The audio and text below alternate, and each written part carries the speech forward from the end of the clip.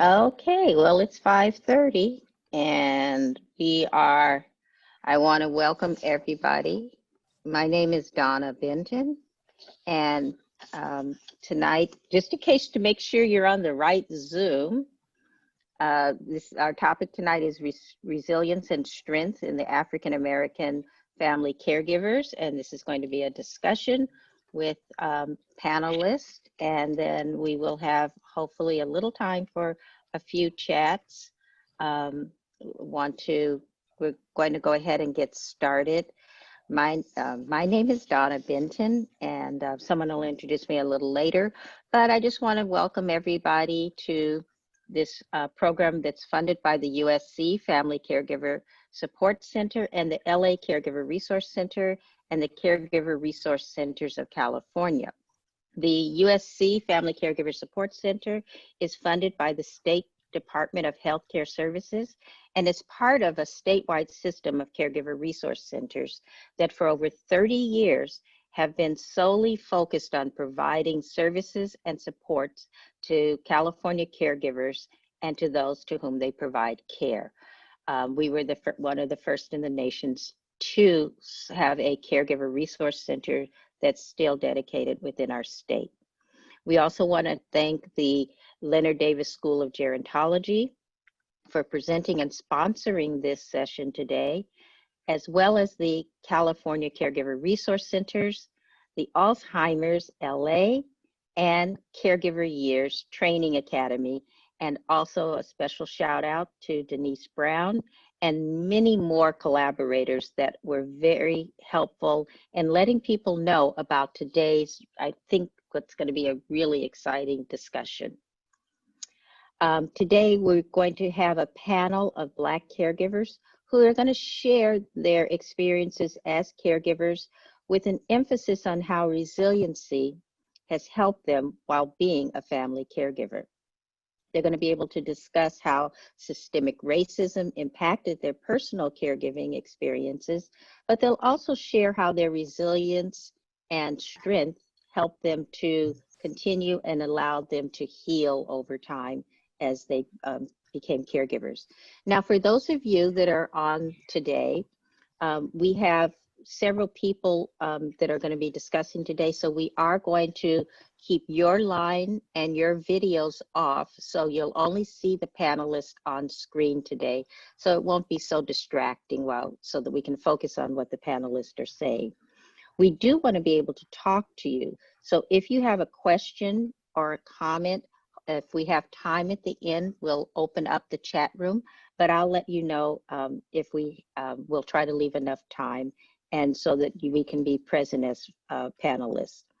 We won't be able to take every comment if we are able to open the line, but we hope to get to as many as possible, and we'll pick those that maybe are repeated a lot in the comments. But we have to see how we go, and we'll really try to stick to time as we go along. So right at this point, I'm going to turn it over to Petra, who will kind of start us off, and then I'll go back and introduce the rest of the panelists. But go ahead, Petra. I can't hear you. Good evening, everybody, and thank you from wherever you have zoomed in from. I want to welcome you to our great facilitator this afternoon, Dr. Donna Benton, who is the Research Associate Professor of Gerontology at the USC Leonard Davis School of Gerontology, from which I'm an alum, and I'm so excited. Dr. Benton is the director of the USC Family Caregiver Support Center and the Los Angeles Caregiver Resource Center. She has over 30 years of experience in working with families and the community to help improve services and support persons with dementia. Welcome, Dr. Donna Benton.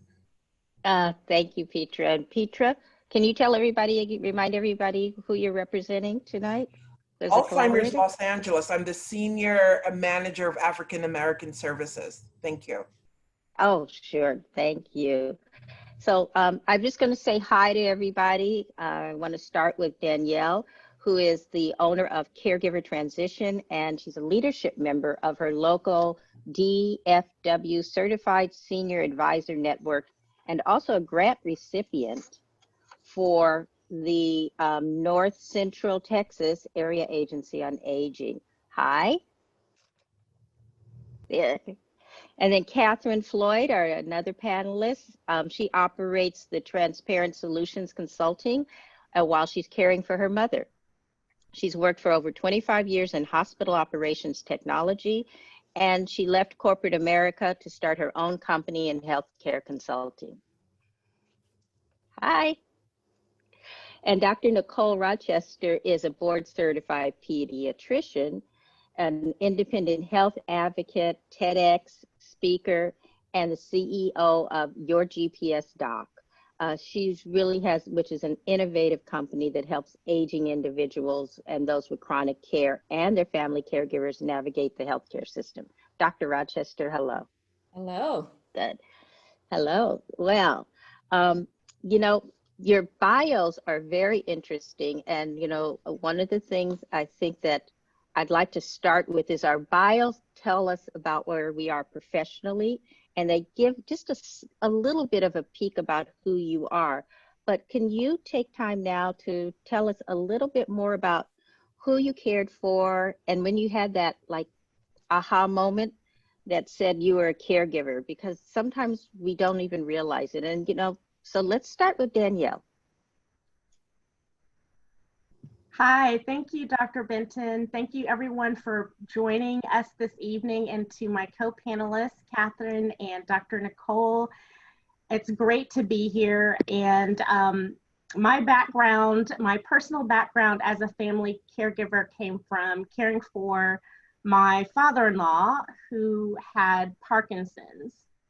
And I don't know if I would necessarily characterize it as an aha moment, but I do remember a day when he lived 2 doors down from my husband, my 2 kids, and I here in our neighborhood. And so I was over there all the time. And one day I was over there and I noticed that, so his skin was really paper thin and would tear a lot.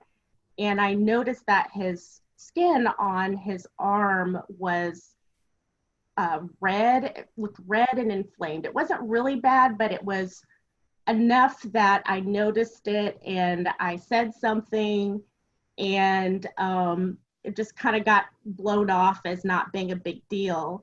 And then the next day, I noticed it was a little bit worse, and I called my husband at work. So he works in the cath lab in a hospital, which was one of the reasons why it primarily fell to me to be his primary caregiver.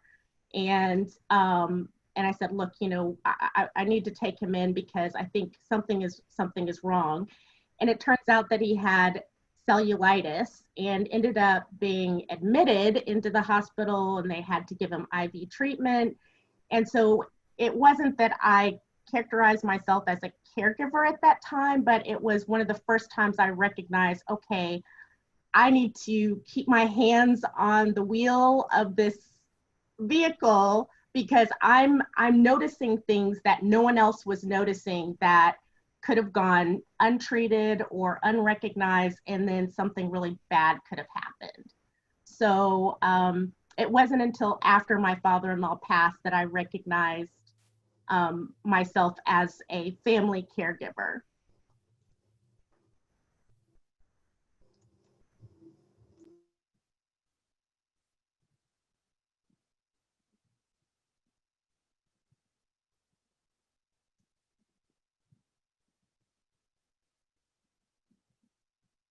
Oh, you want me to keep going?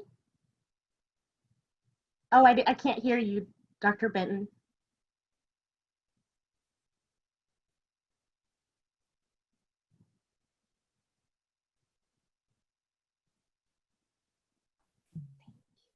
Thank you. And for a while, it kept telling me, I can't unmute you. You know, there's always going to be something technical, right? So go ahead. There's always something. Dr. Rochester, you can go next. Okay. And thanks again. I just want to reiterate how much of a pleasure it is to be here with all of you tonight. Similar to Danelle, I don't think I necessarily realized I was a family caregiver. I know I didn't in the beginning.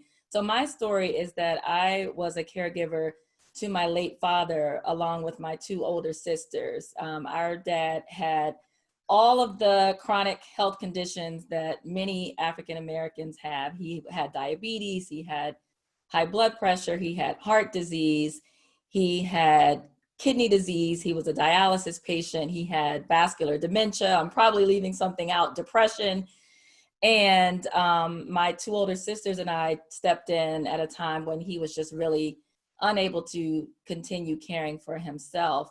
And in the early stages, because we were caring for him remotely, so to speak, he was still living independently in his home, and we were frantically kind of taking turns, checking on him, going to his home, making sure he was taking his medications, making sure that he, had meals and things like that. But because we weren't, living in his home, or he wasn't living in our home, it didn't even dawn on me at the time that I was a caregiver. I was just his daughter. Like, we were just his daughters, and we were doing what daughters do when their parents need help.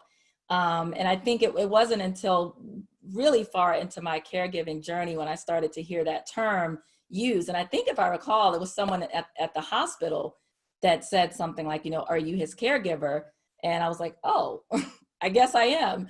But it really wasn't even, that term wasn't even really in my repertoire, even being in the healthcare field. I just, when like many caregivers, when often we are kind of called to duty in an emergency, and you just jump into action and you just start doing, and you don't even think about the labels and the titles sometimes until much later. So that's my personal story. So can we hear from Catherine? Catherine's on mute, and we can't unmute ourselves. There you go. Thanks. All right. Can you hear me now? Yeah. Okay. Thank you for having me this evening. It's a joy to be here. Thank you. It's an honor.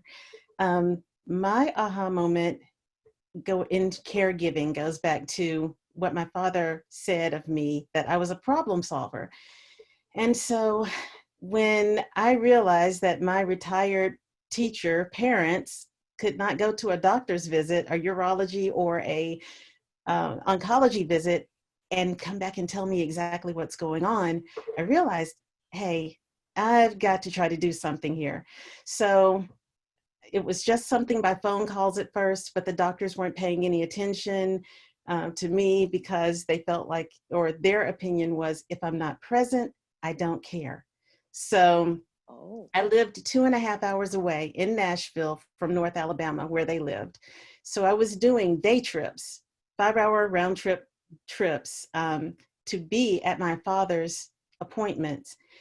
And the moment that I realized that I was truly his caregiver was when I had to sort of overstep my mother and say, we are to the doctor, say we are co-primary caregivers, because you don't want to disrespect your parents, but that was just something I had to do. But literally, just to get I had to establish that with the doctors so that they wouldn't blow me off and just say, oh, this is just a child. I had to ask the right questions, inquire about the right alternatives, talk about next steps, and then make intelligent decisions about, his care. Especially I think the most pivotal point was when his prostate cancer, and that's all he had at age 83, was prostate cancer, had gotten so bad that they wanted him to keep a Foley catheter around his leg for the rest of his life. And that was the only alternative that the urologist had given. The oncologist stayed out of it. And I said, no, you need a second opinion. So that's when I said, okay, you have to step it up. You're a caregiver. Yeah. And listening to you guys, that's really what happens a lot, is that we don't have those aha moments. Somebody, like you said, Dr. Rochester, you said, somebody said the word caregiver to me, and I was like, oh, that could be right. It's like, oh, that's what that is. And here you are. So it gets missed a lot. And so, not surprising. I imagine this resonates with a lot of people that are listening tonight, that they've had those times, and maybe this might be their aha moment right now because they're hearing the words caregiver, like, oh wait, I was doing that already. So let me ask you guys another question. I want to really get into the heart of why we decided to have this discussion tonight.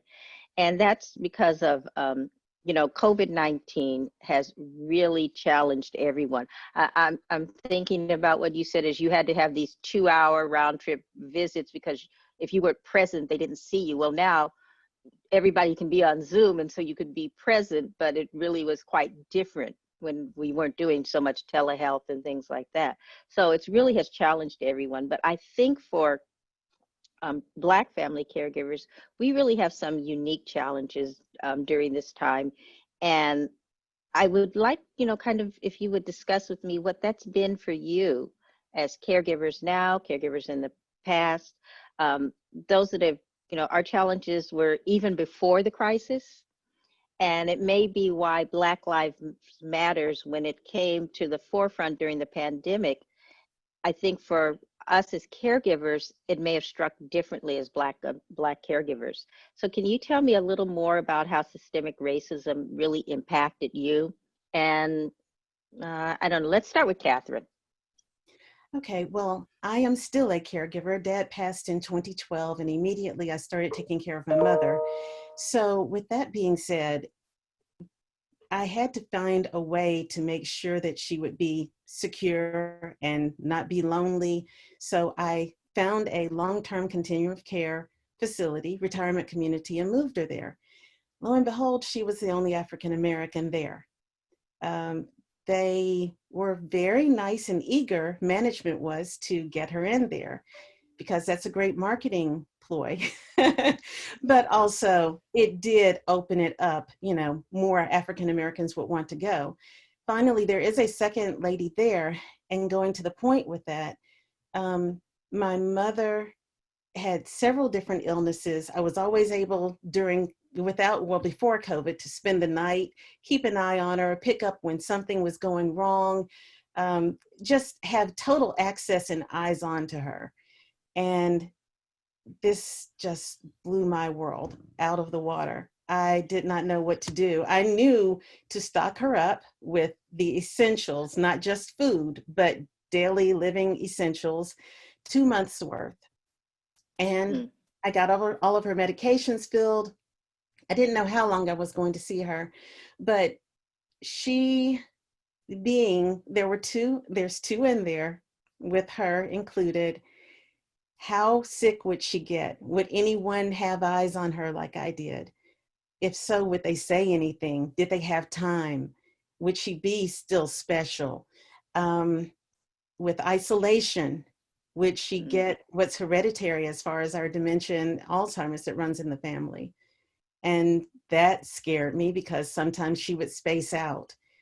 But with incidents, little systemic racism issues that would pop up from now and again, I also had to make sure that I was at peace that, okay, if something happens, she's going to stand up for herself and she'll be okay. But then George Floyd, Catherine Floyd, the Floyd family, everybody figures, we're all related to each other. Are they going to ask her stupid questions? Are they going to be respectful of her? What is going to happen? So that's really what I faced with COVID and COVID-19 and dealing with my mother as a caregiver. Anyone else who wants to just go ahead and jump in on the question, go ahead. My experiences with systemic racism in healthcare and caregiving are somewhat complex because I'm also a physician. And what I saw in caring for my dad on so many occasions was really just a magnification of many of the challenges that all caregivers go through. I know that many caregivers face obstacles and barriers when it comes to communicating with doctors and nurses and other members of the healthcare team. But what I found with my dad is that there was always this feeling on my part that I had to validate my dad's existence as a Black man, that I had to share things about my dad that would humanize him for the doctors and the nurses and, you know, the other members of the medical team. I felt that there were assumptions that were made about him, and I felt that I literally had to kind of fight to get him often the care that I knew was standard of care, the care that I knew that he needed and deserved. And what I found is that in the beginning, you know, as I said, I didn't really realize I was a caregiver. I would go to his appointments as his daughter, and I would just kind of sit back and take it all in. You know, I would share information as I saw fit, but over and over again, I saw that my dad really was not receiving appropriate care. And so then when I began to share that I was a physician, it was like night and day. And that really angered me because, you know, as a Black woman, as his Black daughter, we got one type of care. And then when I became the physician in the room, we got a completely different type of care. And I saw this happen over and over and over again. And it's really the main reason that after he passed that I decided to leave clinical medicine and become a health advocate. So I think that, you know, this whole issue of systemic racism and healthcare it's really a huge problem for, you know, people of color, for the patients, and also for their family caregivers. And as you said, Donna, you know, that COVID and, you know, George Floyd and all these things have really kind of just all come together and created this boiling point. And, you know, while it's sad, it's good that it's happening so that we're having events like this where, you know, people are talking about it more, and certainly there's more recognition, but it makes the job of the family caregiver even harder when you're dealing with the trauma and the frustration and the sadness and the guilt and all the things that come along with caring for a loved one. And then you pile racism and bias on top of that. Yeah. Absolutely. And to add on to that very point that Dr. Rochester makes, there's also an additional burden because of the continuing experiences of racial bias, racism, and health disparities that take place within the healthcare system. Because of that, there's a reason for the lack of trust of the healthcare system. And so, you know, as a family caregiver and as a family caregiver of color, that means an additional burden on us when our family, our mom, dad, sister, child, whoever it is we're caring for, our caree, is reticent to want to go to the doctor. Or we go to the doctor and we're not provided with all of the treatment options that may be available.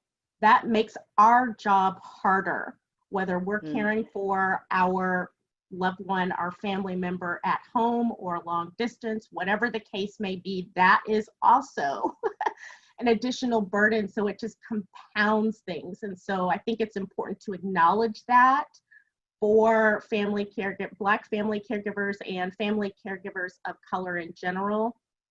In my personal experience, I, as a Black woman caring for a white father-in-law, I also experienced this constant, pervasive assumption that I was his hired personal aid. And so there was just a constant scrutiny, and especially because of the relationship we had, because we were close, and because it was clear that it was not a subservient role that I was playing, being assigned as his power of attorney along with my husband, and knowing what I did about his condition and what his healthcare, who his healthcare providers were, what his history was, what his needs were, what his current issues were.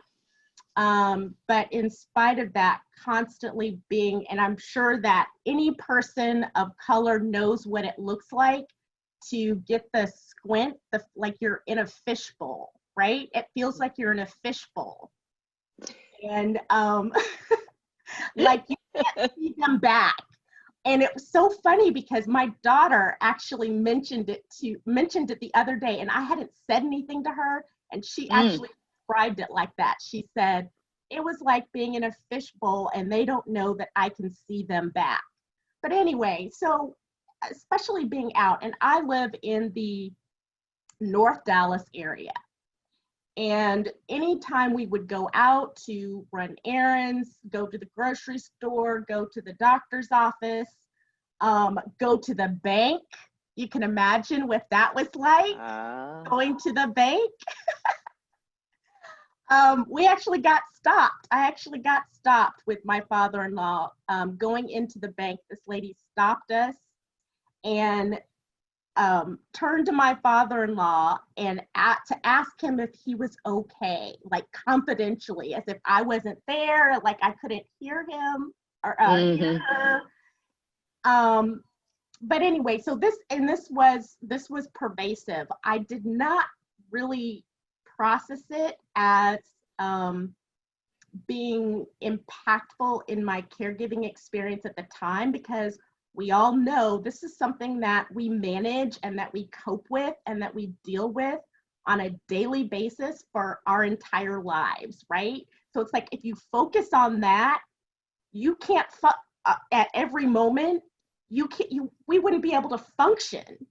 And so this has come up for all of us, where we somewhat compartmentalize the experience of systemic racism in caregiving, but it was absolutely impactful and added additional stress and challenges for both me and in trying to get the care that my father-in-law needed when he needed it because of those types of assumptions. Wow, that's a very powerful story, and I like the way you said that you can't try to deal with those or process those every time because you are trying to be a caregiver at the same time. Catherine, I know you're muted, and Dr. Rochester, you're muted. Maybe if you want to unmute yourself and we can talk a little more before I move on to the next question, if you have any reactions or some more thoughts around this.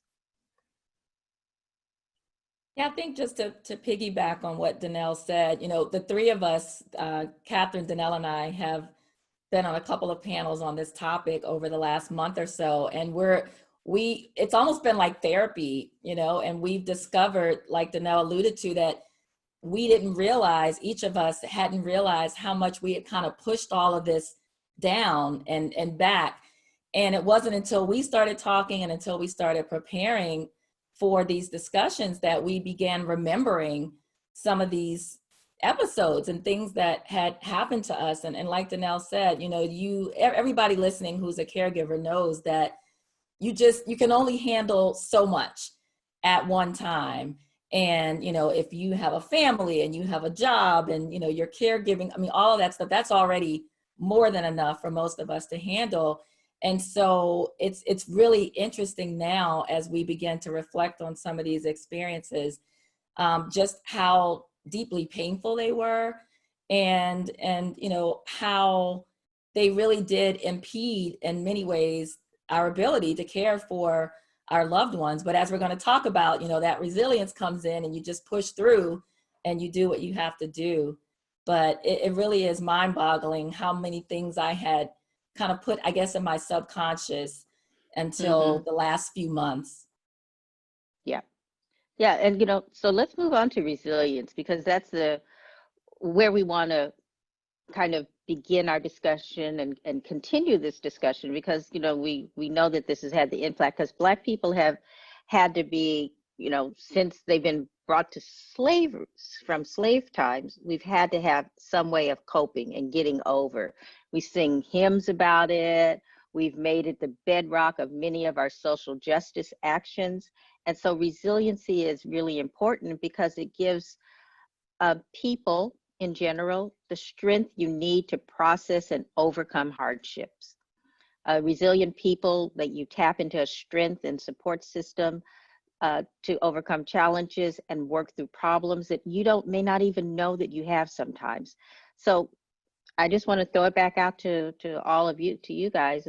So can you tell me and everyone else here what strengths and support systems you tapped as a caregiver?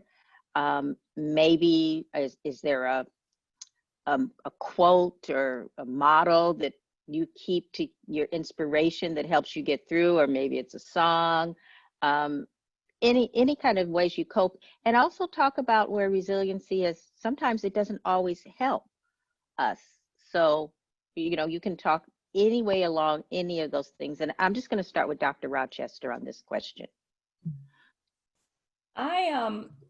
Yeah, resiliency is very important. In terms of a quote, I think, for me, my spirituality and my religion played a huge role in terms of my resiliency during my caregiving experience. And I have several favorite Bible verses, but I think the one that I probably relied on the most during my caregiving experience is Galatians 6:9, which says, "And let us not grow weary while doing good, for in due season we shall reap if we do not lose heart." And I just think that just really exemplified my caregiving experience, because all caregivers are weary, we are tired, we are broken down. But just, always coming back to the why, and just knowing that, you just have to keep getting up every day, and you're doing it for the person that you love. And you realize that without you, they really would be in a bad situation. And so I relied on that Bible verse and prayer, and, my biological family, my 2 older sisters, my church family. And I think that's, a pretty common theme among African-American caregivers. I will say that, unfortunately, there were resources that I could have tapped into that I didn't find out about until after my caregiving journey was over. One of them being Denise Brown. And, I guess at the time I was so, laser focused on the caregiving duties and trying to be a wife and a mom and a doctor and a medical director and an assistant professor and all these hats that I was wearing at the time, that I didn't even come up for air. And this is probably a tale of what you don't want to do as a caregiver. But in hindsight, after my journey was over and after my dad passed away, I became aware of all of these amazing resources for family caregivers. And I thought, my God, how is it that I didn't know about that before? And so, now I really try to make sure when I meet people who are caring for loved ones to make sure that they're aware of that. The other thing I do want to share, and you alluded to this, Donna, is this whole, resiliency is obviously amazing. It's necessary. I mean, we could not get through caregiving or many of the other challenges that we face in life without it. But certainly among the Black community, and specifically Black women, we have this superwoman complex. We have this feeling that we have to be strong and that we can't let them see us sweat. And that may have honestly played into why I didn't seek help. I just thought that I could, do it by myself or do it with my sisters.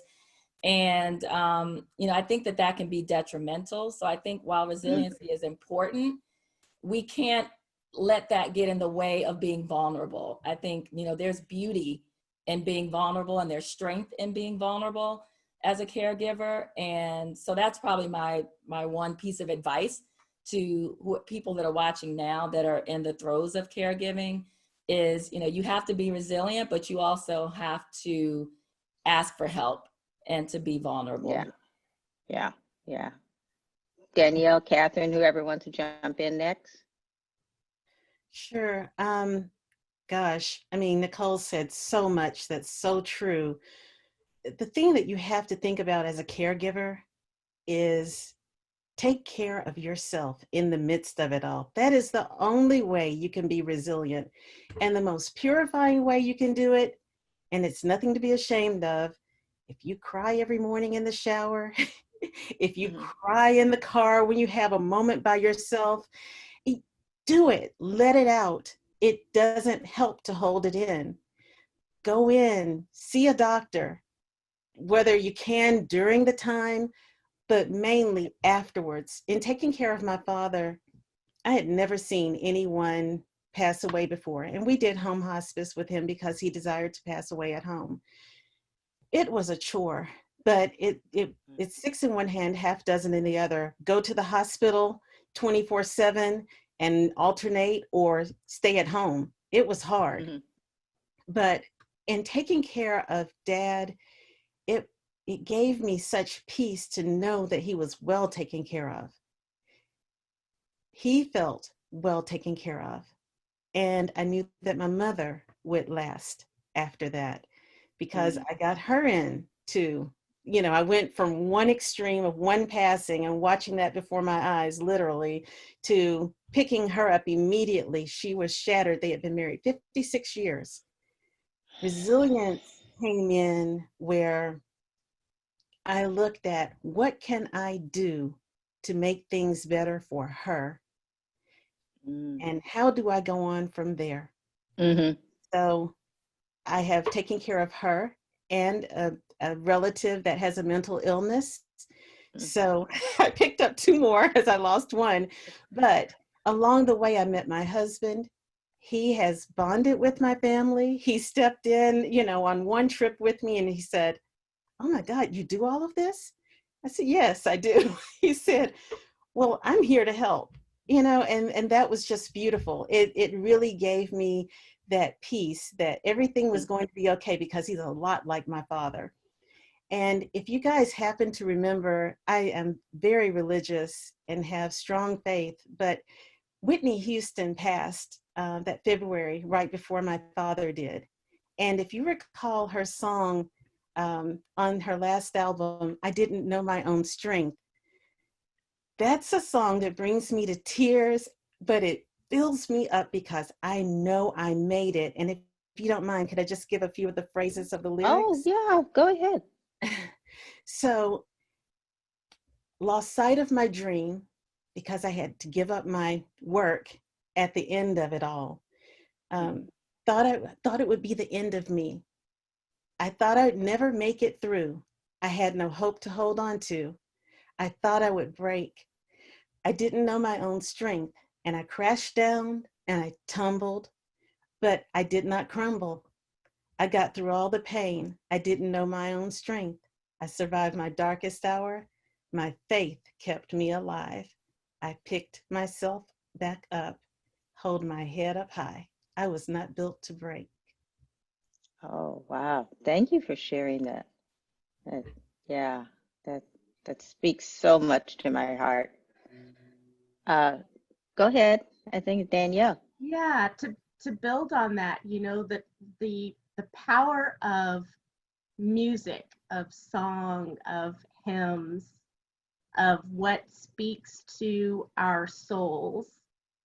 And I think resilience is somehow tied to when you recognize a shared story. So when Catherine hears that song, she recognizes a shared story that also belongs to her. It's kind of like how Black people out in the world, you don't know somebody, you walk past them in the grocery store and we nod, right? It's it's recognition of a shared story that I think helps with our resilience. And for me, I feel like I tapped into the strength that my mom had. My mom passed away 2 years prior to my father-in-law's passing in 2017.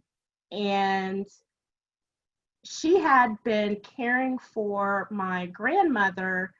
So we live in North Texas, and my grandmother, for most of the time that my mom was caring for her, lived in Louisiana near Ponchatoula.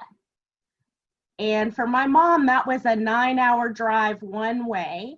My mom did this while also working a full-time job. She was the program branch chief for housing and urban development in Fort Worth, the regional program branch chief.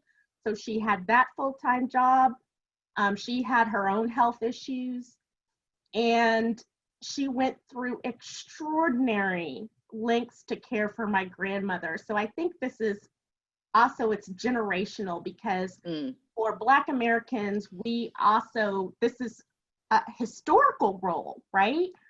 That where we not only are caring for our own families because of our experiences within the healthcare system,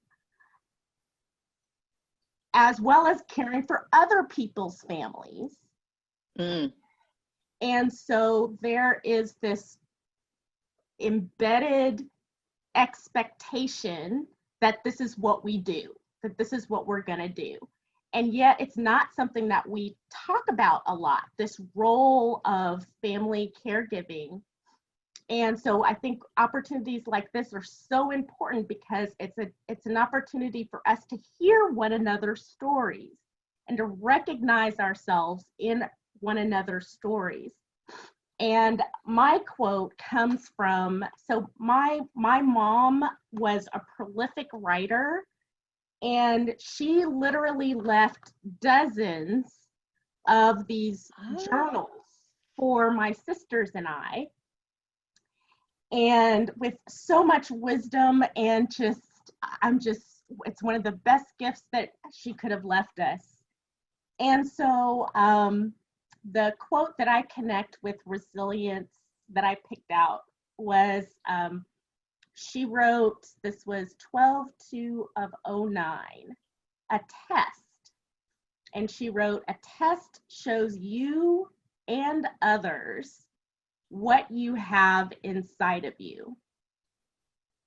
And that reflects resilience to me, because it feels like what we're going through right now, I mean, in every respect, is a test. And it helps us to build resilience and endurance when we're going through something. Yeah. Lord knows we're going through something right now. Oh boy, are we? You know, listening to your stories and how you can distill what's happened through your caregiving. But I think, even though we're focusing on ourselves as Black women, people from African American descent, and I think it resonates with anyone as a caregiver too. It's just that, as we keep saying, it's that added layer that sometimes we just have to not deal with. But the resiliency that I'm hearing about, it seems like a lot of this might be because you've had models in your family of people kind of getting through, I mean, a 9-hour drive, a 2-hour drive, being biracial, dealing with the looks, all of those things that you've brought up. I want you to all unmute your mics so that we can kind of have more of a free discussion before we. And I want to, because we have about, I don't know, maybe another 15 minutes or so.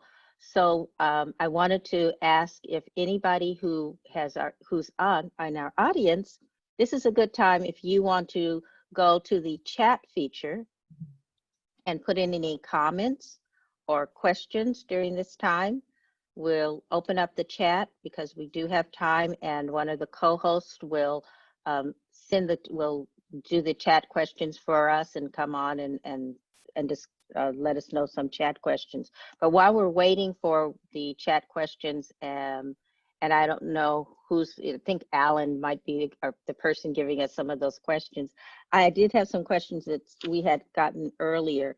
So one person asked, and this one I think a lot of people want to know about just in general, is we always have to deal with some of the legal issues that are going on. And so someone was asking, how could they find either a Black lawyer or a lawyer who specializes in elder law? Does any of you? A good place to start locally, because one of the things is, you want to work with somebody who, there's some kind of connection to someone knows them, that they're going to do a good job for you and your family. But a good place to start might be your local Black Chamber of Commerce, and ask there. Get connected with people within the Black Chamber of Commerce, and finding a Black attorney through that kind of Network. means. Yeah, network. You know, because you can always go to, I've looked up some of the sites for like Black attorneys, Black lawyers, and when I looked up family law and elder law, on one of them there were three African American attorneys that popped up, and I know there's a whole lot more than three. So you know, you can so you can, you know, you can use some of those finders like Boomerator, and you can plug in your zip code. You can plug in specifically what you're looking for, elder law, whatever kind of financial planner, whatever it is, and it'll distill it for you by location. But of course, now we're also freed up a little bit by the fact that, you know, we can connect virtually as well. So it just opens up the playing field. Going across state lines can present its own problems, so you've got to still stay within your own practice. I was wondering, Danielle, I know that you've put together some other resources that you were sharing. Can you talk a little bit about that resource thing that you put together? Yes, I did. So through the grant that I received here locally through the North Central Texas Area Agency on Aging, part of the training class was I felt like, you know, there really weren't a lot of resources that were available for me personally, specific to the caregiving experience. There were resources to help me to care for, you know, where to find a home care agency, or, you know, where to find, you know, incontinence supplies, you know, assisted living, all of that, but not really specific to my experience as a caregiver. And so I built a resource list that I customized for 12 different counties here in North Central Texas. And then with everything that's been going on recently, I really felt like it was important to have resources that also were specific to the experiences of family caregivers of color, Black and Indigenous family caregivers, LGBTQ, rural family caregivers, all of the folks who are experiencing the, you know, the worst of COVID-19. And so there's now a national, it's called the Caregiving Community Guide, and you can go to caregivertransitions.com and subscribe and download the resource list for free. There's now a national version, which includes all kinds of caregiver wellness resources for COVID-19 and that speak to a diversity of caregiving experiences. And if you have ideas or suggestions, then please let me know, because it's a constant work in progress. I mean, obviously, as one person, I don't know every single Yeah, of course not. Yeah. Available, you know, so anyone's welcome to download that resource list. Okay, well, we actually do have some comments, and I'm going to read a couple here. So one thing is we had a very nice thank you for the conversation. Probably, and someone, Mary said, probably one of the most moving webinars I've ever attended. What a beautiful, strong, accomplished, resilient women. Thank you for being here. But there's some questions. Okay, so what do you, as someone said, Chandra, I hope I say that right, Chandra, said, what Hi, do the Chandra. panelists, Chandra, okay. You know her. You know everybody. My goodness. What do the panelists feel is one consequence to themselves that they've experienced because of caregiving, emotionally, mentally, in any of those areas? Anybody can answer. I don't know if she meant negative, but for me, as difficult as caregiving was, and it was literally the hardest thing that I've ever done, and I've done a whole lot of hard things.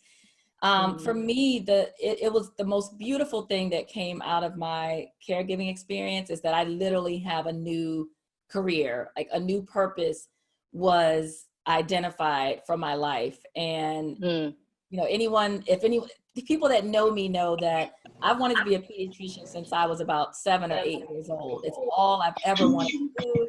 It's all I ever talked about when I was a kid. You know, I was the one reading all that stuff.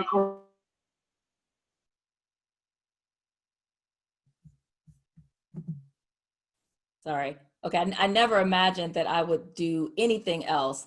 And as a result of caring for my dad and dealing with those challenges that we talked about earlier and seeing how my medical background afforded me this, you know, leg up, so to speak, and allowed me to cut through a lot of the red tape that really should not exist for patients or for family caregivers, I then completely pivoted and left, you know, clinical medicine and left the career that I dreamed of my entire life to become a speaker and an independent health advocate.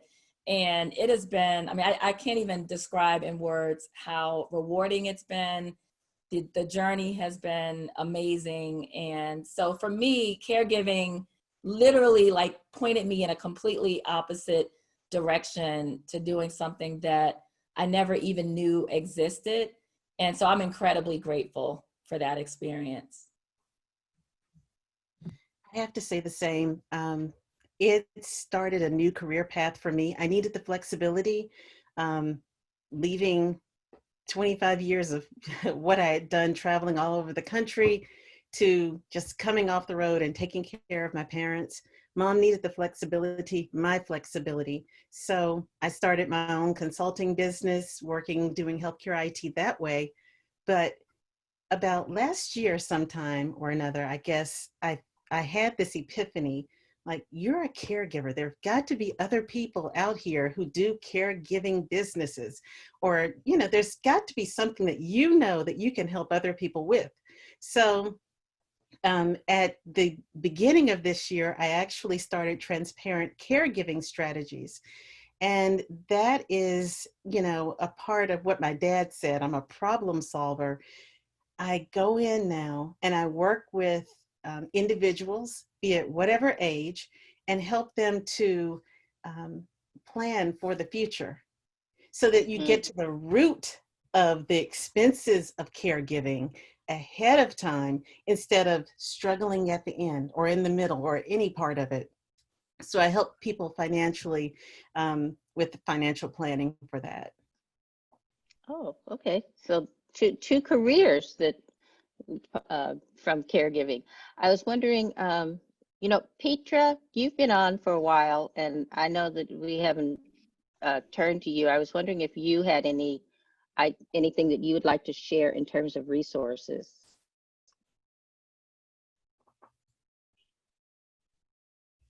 Oh, somebody's going to have to unmute Petra. So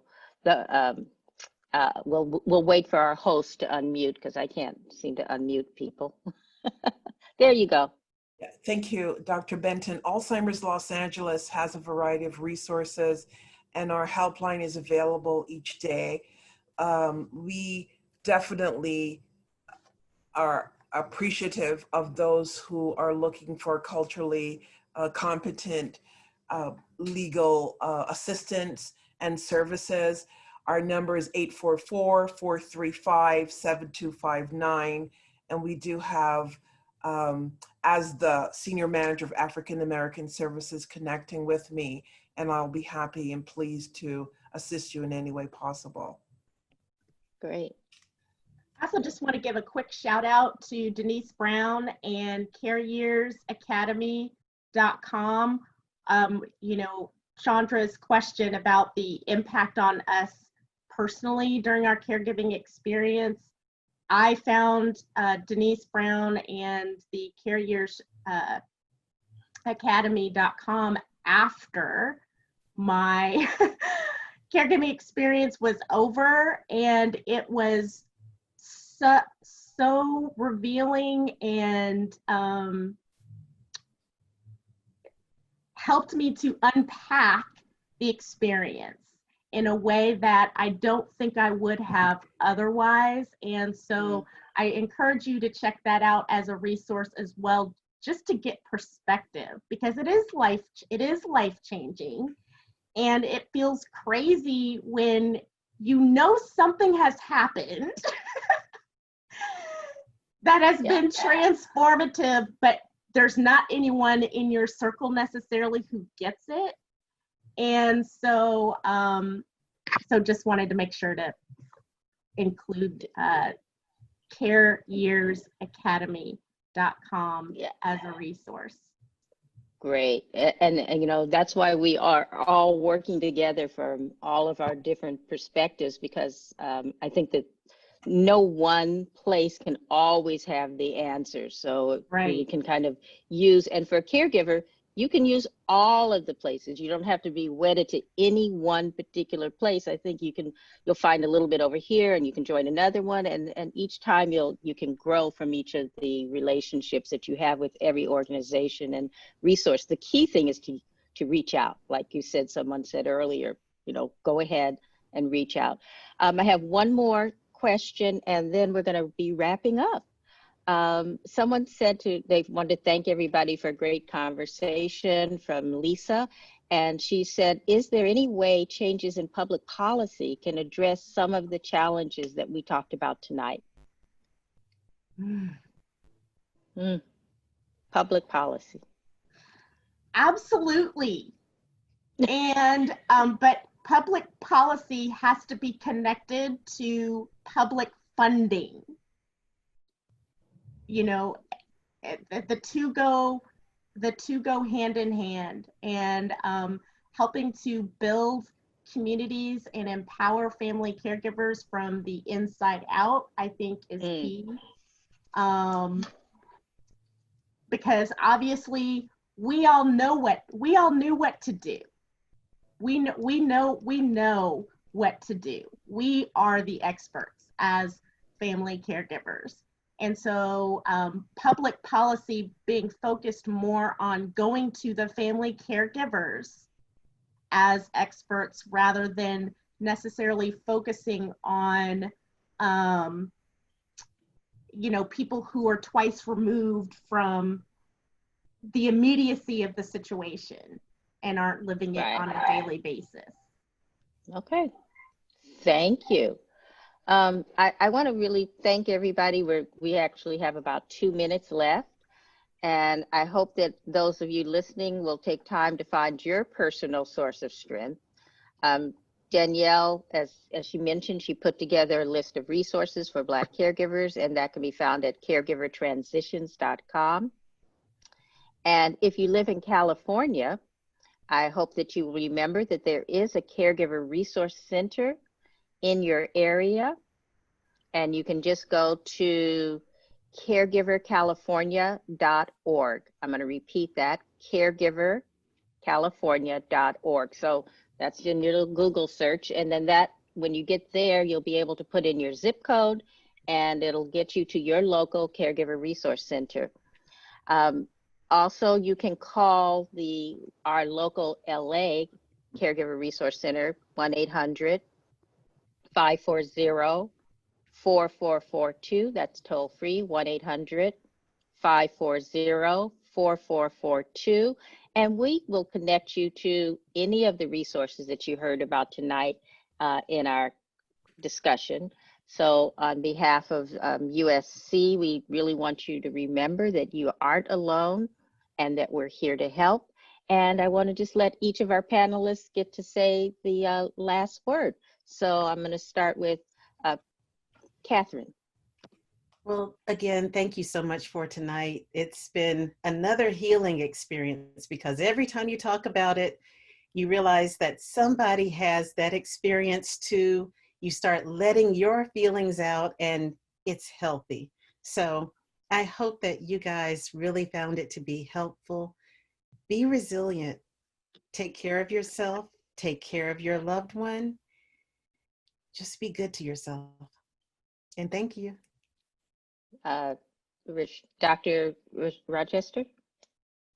My closing words are, I always want to empower family caregivers and to let you know that you are the expert. You know, Danelle just talked about that. You really are the expert, not the doctors, not the nurses. You know, you are the expert, and to just empower you to stand in that power, to speak up for your loved ones. It's very, very important that you do that. We are the eyes and the ears for our loved ones, and we all can tell many stories if we have more time about the errors that we've caught and things of that nature. So speaking as a physician and a health advocate and a former caregiver, I cannot tell you enough how important it is for you to speak up during those medical encounters and to understand that you know a lot, and that if something feels wrong, it probably is wrong. And I just want to thank you for the opportunity to share with all of you tonight.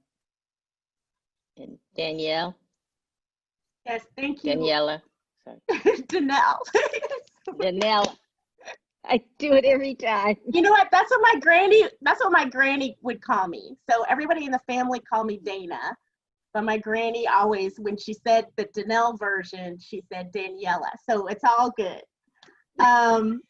So I just want to encourage everyone to share your story, to tell your story. Don't allow anyone to shame you or silence you into not sharing your story. That's where our resilience comes from. That's where our strength comes from, in telling our stories. And we really appreciate the opportunity to share ours today. Thank you so much. Oh, great. Well, thank you everybody for sharing. Thank you for being so open with your stories today, for helping us gain some strength and hopefully a new tool around resiliency. And again, some people have asked, you can reach us, you can find us at caregivercalifornia.org, and that will get you to our local LA Caregiver Resource Center, or you can again call 800-540-4442. Thank you everybody, and good night.